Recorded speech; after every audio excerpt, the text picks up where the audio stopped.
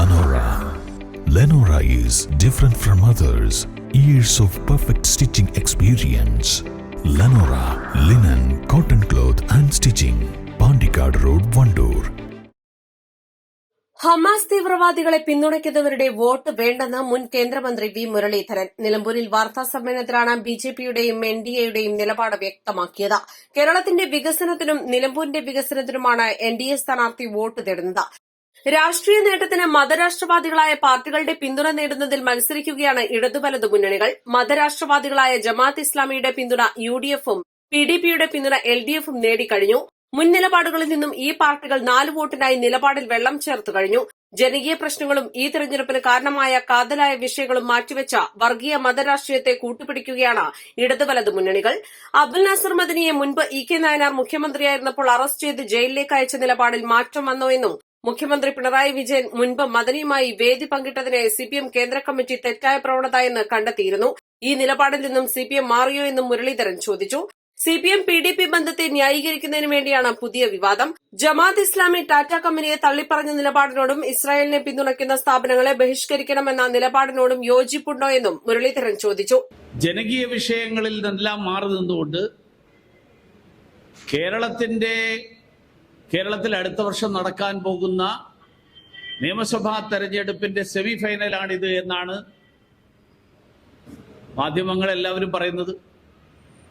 പക്ഷേ കേരളം നേരിടുന്ന കാതലായിട്ടുള്ള പ്രശ്നങ്ങൾ, ആ പ്രശ്നങ്ങളിൽ നിന്നെല്ലാം അകന്നുകൊണ്ട് ഭീകരവാദികളുടെയും വർഗീയവാദ സംഘടനകളുടെയും ഒക്കെ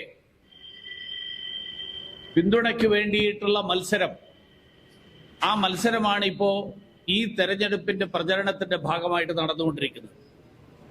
ജമാഅത്തെ ഇസ്ലാമിയുടെയും പിഡിപിയുടെയും പിന്തുണയ്ക്ക് വേണ്ടിയിട്ടുള്ള മത്സരം. നമ്മൾ ഇന്നലെ കേട്ട ഒരു വലിയൊരു തമാശ, ബഹുമാന്യനായിട്ടുള്ള പ്രതിപക്ഷ നേതാവ് പറഞ്ഞത്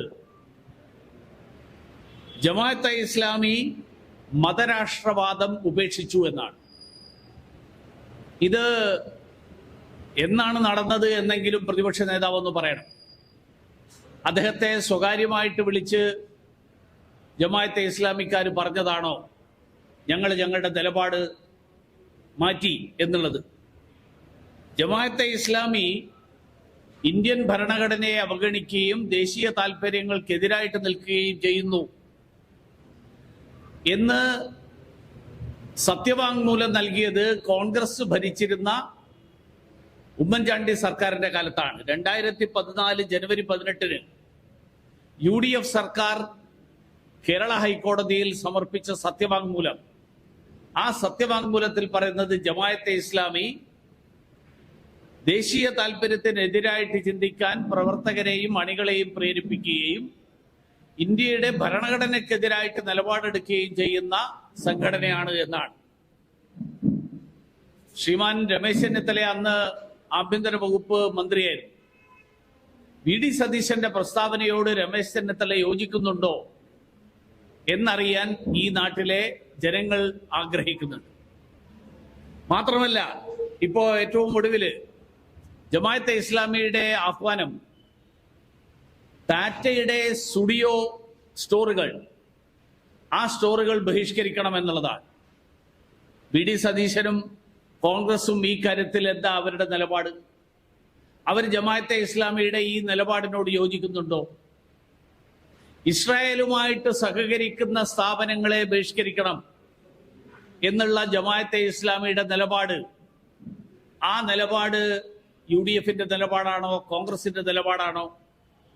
അതോ ടാറ്റ ഗ്രൂപ്പിനെ ബഹിഷ്കരിക്കണം എന്നുള്ളതാണോ കോൺഗ്രസിന്റെ നിലപാട്? ഈ കാര്യങ്ങളിലൊക്കെ വ്യക്തത വരേണ്ടത്. ഇന്ത്യ പാകിസ്ഥാൻ എതിരാണെന്ന് പറയുന്നവരെ അത് തെളിയിക്കാൻ വെല്ലുവിളിക്കുകയാണെന്നും വി മുരളീധരൻ പറഞ്ഞു. East live, Nilambur.